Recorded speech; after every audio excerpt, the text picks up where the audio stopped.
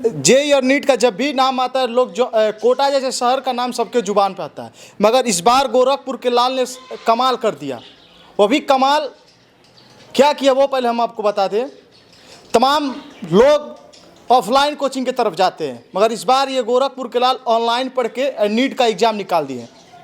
NEET exam वो होता है जो बच्चे क्वालिफाई करके वो डॉक्टर बनते हैं। बड़लगंज क्षेत्र के सारा मोहल्ला के हारिस अंसारी हैं जो ना कभी ऑफलाइन कोचिंग है बल्कि घर पे बैठ के ऑनलाइन पढ़ाई करके इस बार नीट एग्ज़ाम निकाले हैं। पहले बता दें 720 में से 700 नंबर लाके पूरे क्षेत्र का मान बढ़ा दिए। चलिए पहले इनसे बात करते हैं, नीट क्वालिफाई करने में क्या तैयारी थी। हमने पहले भी कहा था कि आपने ऑफलाइन कोचिंग की तरफ नहीं बढ़ावा देकर ऑनलाइन की तरफ गए। तमाम कहा जाता है जब भी बड़े एग्जाम का अगर नाम आता है तो लोग कोटा जैसे शहर की तरफ ज़्यादा जाते हैं लोग, पर ऐसे में आप कोटा जैसे शहर या बड़े बड़े इंस्टीट्यूट छोड़कर फिर घर बैठ कर ऑनलाइन कैसे पढ़ाई किए, मेंटेन कैसे करते थे? तो ऑनलाइन मैं घर ही से पढ़ा था, मोबाइल से मैंने ऑनलाइन फिजिक्स वाला ज्वाइन किया था। उस पर मुझे सारा कंटेंट मिल जाता था, तो मुझे लगा बाहर जाने की कभी ज़रूरत नहीं पड़ी। तो मैंने ऑनलाइन ही स्टार्टिंग से एकदम शुरू से ऑनलाइन ही पढ़ा। मैं कभी ऑफलाइन कोचिंग नहीं ज्वाइन किया था। स्टार्टिंग में 1 आध महीने के लिए मैं कानपुर गया था जब मैं अपनी पहले फर्स्ट अटेम्प्ट के लिए तैयारी शुरू किया था, लेकिन फिर कोरोना वगैरह की वजह से मैं वापस आ गया, फिर कभी गया नहीं। कभी गए नहीं। इसके पहले इंटर की पढ़ाई कहाँ की थी? इंटर की पढ़ाई मेरी यहीं शबनम मेमोरियल स्कूल से हुई थी। और इंटर में मेरे 77% मार्क्स थे। क्या स्ट्रेटजी अपनाए थे वो नीट क्वालिफाई करने के लिए? स्ट्रेटजी यही थी कि मैं 3 दिन का मेरा स्ट्रेटजी होता था, जिसमें से 2 दिन मैं 12-12 घंटे पढ़ाई करता था, बाकी तीसरे दिन मैं 8 घंटे पढ़ाई करता था, जिसमें से मैं हर तीसरे दिन एक टेस्ट देता था। टेस्ट बहुत ज़रूरी है उसके लिए, बिना अगर टेस्ट करें और उसका एनालिसिस नहीं करेंगे तो इस बार मतलब नीट निकालना बहुत मुश्किल है। बहुत मुश्किल है। आपने तैयार किया, सबसे सबसे कठिन विषय कौन लग रहा था कि ये बहुत कठिन विषय है?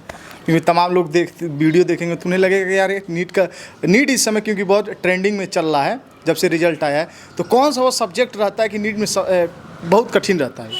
नीट में हम लोग बायोलॉजी वाले हैं तो हम लोग के लिए फिजिक्स ही ज़्यादा कठिन होता है, लेकिन ऐसा कोई वो नहीं है। इस बार मेरे फिजिक्स में खुद 180 में से 165 नंबर आए, और बाकी केमिस्ट्री में मेरे 180 में से 180, और बॉटनी में मेरे 180 में से 175 नंबर है, और जूलॉजी में 180 में से 180। परिवार में कौन कौन है? परिवार में हम लोग 3 भाई 3 बहन हैं।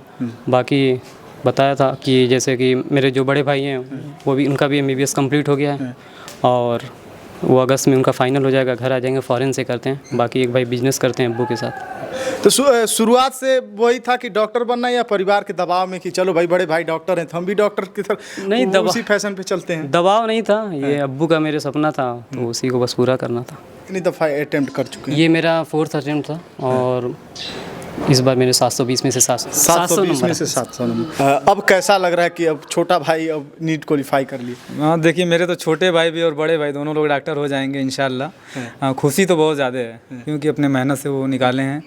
बहुत मेहनत करते थे, बहुत जो फल मिला है, फल मिलता है। 4 बार अटेम्प्ट दे चुके थे, चौथी बार निकाले, तीसरी बार 3 बार मतलब बेचारे फेल होते। एक सवाल से रुक जाते थे 4 नंबर 3 नंबर से, तो हम लोग समझाते थे, हालांकि वो बीच में घबरा गए थे। एक बार कहे थे कि मैं मतलब BDS लूँगा इस बार, तो हम लोग समझाएं कि BDS को उतना क्रेज नहीं है, और अब्बू का सपना था MBBS का।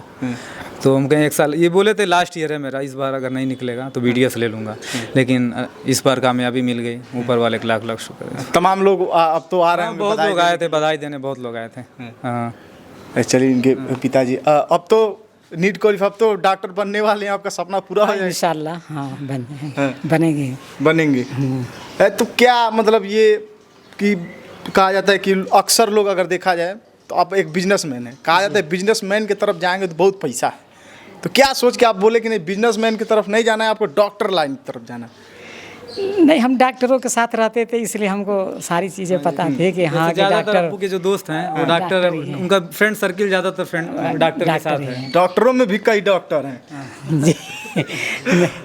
जैसे डॉक्टर अयूब साहब हैं, डॉक्टर शमीम आबदी साहब हैं, डॉक्टर डॉक्टर अख्तर साहब हैं, 3 लोगों से, डॉक्टर प्रभान सिंह हैं, इन लोगों से हमारे बहुत अच्छे ताल्लुकात हैं। ताल्लुक वाले नहीं पूछ रहे, हम ये पूछ रहे डॉक्टरों में भी कई डॉक्टर कितने जानी कितने लोग माल पानी वाले भी हैं। नहीं, इस तरीके के नहीं हैं लोग, जितने हम लोग के साथ रहते हैं इस तरीके के नहीं है, माल पानी वाले लोग। उद्देश्य होगा ना कुछ कि भाई लड़के को डॉक्टर बनाएंगे तो नहीं नहीं, उसमें पैसे की कोई बात नहीं है, पैसा नहीं, ये सब चीज़ नहीं है। बस किसी तरह कि हमारे बच्चे सेवा डॉक्टर, करें, हाँ क्षेत्र सेवा, का। हाँ जी। MBBS करके इधर आएंगे कि फिर कहीं शहर की तरफ शिफ्ट करा नहीं देंगे? नहीं, यहीं रहेंगे लोग। हाँ, देखिए आगे चल के हाँ क्या होता है। गोरखपुर में जब भी कुछ अलग होता है वो तो हम आपको दिखाते ही हैं, मगर इस बार कुछ अलग हो गया क्योंकि तमाम लोग ऑफलाइन के तरफ ज़्यादा जाते हैं, ऑनलाइन को लोग उतना बढ़ावा नहीं देते हैं। क्योंकि कहा जाता है तमाम गार्जियन भी होते हैं, वो कहते हैं कि भाई ऑनलाइन अगर सोशल मीडिया पर आप जुड़े रहेगा तो हो सकता है इंस्टाग्राम वाला ट्रेंड चल रहा है तो आप इंस्टाग्राम पे जुड़ जाए हो। तो हालांकि लोग बढ़ने नहीं देते हैं और ऑफलाइन की तरफ ज़्यादा ध्यान दें। मगर कहा जाता है ना, अगर आपकी निगाह अगर बाज की तरफ रहेगी तो आप लक्ष्य से अपने नहीं भटकेंगे। बाकी आप क्या सोचते हैं वो कमेंट बॉक्स में जरूर है कि बाकी इनके उज्जवल भविष्य का कामना हम करते हैं।